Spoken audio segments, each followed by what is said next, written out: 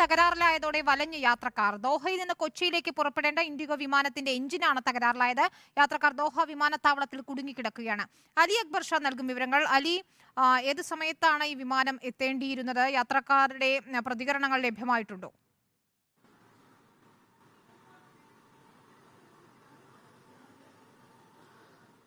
വിനീത, ഇന്ന് രാവിലെ ദോഹയിൽ നിന്നും കൊച്ചിയിലേക്ക് എത്തേണ്ടിയിരുന്ന ഇൻഡിഗോ പാസഞ്ചർ ഫ്ലൈറ്റാണ് ദോഹയിൽ എഞ്ചിൻ തകരാറിനെ തുടർന്ന് കുടുങ്ങിക്കിടക്കുന്നത്. ഇന്ത്യൻ സമയം രാവിലെ 10:30 ദോഹയിൽ നിന്നും പുറപ്പെടേണ്ട ഫ്ലൈറ്റ് ആയിരുന്നു.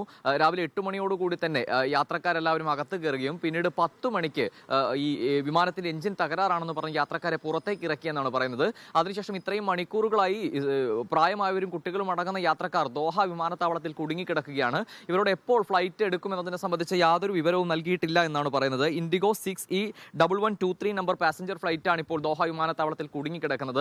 ന്യൂസിലൻഡ് അടക്കമുള്ള പല രാജ്യങ്ങളിൽ നിന്നും കണക്ഷൻ ഫ്ലൈറ്റായി ദോഹയിൽ വന്ന് കൊച്ചിയിലേക്ക് എത്തേണ്ട ആളുകൾ ഉണ്ടായിരുന്നു. ഇവരെല്ലാം 10 മണിക്കൂറിലേറെയായി ഈ വിമാനത്താവളത്തിൽ കുടുങ്ങിക്കിടക്കേണ്ട സാഹചര്യമുണ്ട്. വിമാനത്താവള അധികൃതരിൽ നിന്നും കൃത്യമായൊരു ഉത്തരം യാത്രക്കാർക്ക് ലഭിക്കുന്നില്ല എന്നാണ് നിലവിൽ അറിയാൻ സാധിക്കുന്നത്. 100-ലധികം ആളുകൾ ഇപ്പോൾ നിലവിൽ ദോഹ വിമാനത്താവളത്തിൽ കുടുങ്ങിക്കിടക്കുകയാണ്.